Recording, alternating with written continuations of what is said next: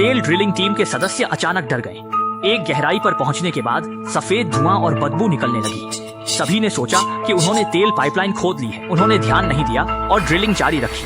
अचानक जमीन से एक चीख सुनाई दी। विलुप्त प्राय प्रजातियों के शिकार को लेकर चिंतित टीम ने काम रोक दिया। उन्होंने ड्रिल बाहर निकाल ली। ड्रिल पर कुछ मानव ऊतक चिपके हुए थे। उन्हें लगा कि उन्होंने बड़ी मुसीबत मोल ली है। फोरमैन ने तुरंत छेद को चौड़ा करने का आदेश दिया। जल्द ही एक कसकर लिपटी मम्मी बाहर आ गई। सभी ने अपना काम छोड़ दिया और देखने इकट्ठा हो गए कि यह क्या है। स्पीकर 1।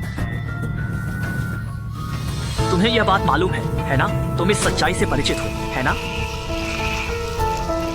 बाद में किसी ने नहीं सोचा था कि शव जीवित हो जाएगा। उसने अपने हाथ फैलाए और कुछ बड़बड़ाने लगा। समूह की भाषा अलग थी, इसलिए समझना मुश्किल था कि वह आदमी क्या कह रहा था। सच्चाई जानने के लिए समूह ने उसे गोदाम में ले जाया। उसे गर्म करने के लिए एक कप कॉफी दी। उसके चेहरे की विशेषताओं से स्पष्ट था कि वह एक शैतान था, लेकिन उसने अपनी भाषा में जल्दी जल्दी बोलना शुरू किया। समूह को समझने में कठिनाई हुई। सौभाग्य से कर्ली ने फ्रेंच सीखी थी। उसने तुरंत संवाद करने की कोशिश की। परिचित भाषा सुनकर आदमी को घर जैसा लगा। उसने कर्ली को पकड़ लिया। उसके साथी ने यह देख तुरंत हस्तक्षेप किया। वे आदमी की पृष्ठभूमि से अनजान थे। तभी सभी ने देखा कि आदमी की नाक से एक अजीब जीव बाहर आ गया। इस डरावने दृश्य ने सभी को स्तब्ध कर दिया। दाजुआंग ने तुरंत पूछा, यह क्या है? आदमी हक्का बक्का था और कोई उत्तर नहीं दे सका। यह स्थिति ज्यादा देर तक नहीं चल सकती थी, इसलिए समूह ने फैसला किया कि आदमी का नमूना लेकर उसका परीक्षण किया जाए। किसी प्रतिकूल प्रतिक्रिया से बचने के लिए एक साथी ने उसे पीछे से पकड़ लिया।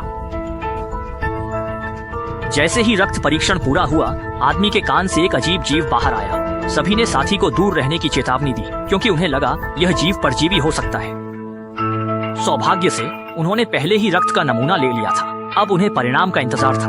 जीन अकेली निगरानी कर रही थी। उन्हें यह नहीं पता था कि एक बड़ी आपदा आने वाली थी। शिफ्ट बदलते समय दाजुआंग ने उसे रोटी दी। जैसे ही उसने खाना शुरू किया, दाजुआंग ऊब कर छुरी से खेलने लगा। उस आदमी ने छुरी की ओर इशारा किया। अचानक उसने आत्महत्या का नाटक किया। इससे पहले कि दाजुआंग कुछ समझ पाता, उसने छुरी छीन ली। दाजुआंग को लगा कि वह उसे नुकसान पहुंचाना चाहता है, लेकिन फिर उसने छुरी खुद पर तान ली। उसने छुरी अपने ऊपर तान ली, जैसे वह खुद से लड़ रहा हो।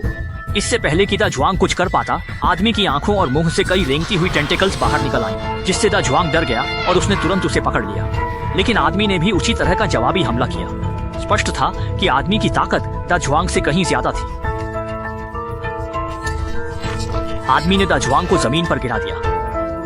टेंटिकल्स का बड़ा समूह उभर आया और उसकी आंखों के सामने विशाल हो गया। वे उसके शरीर में समा गए।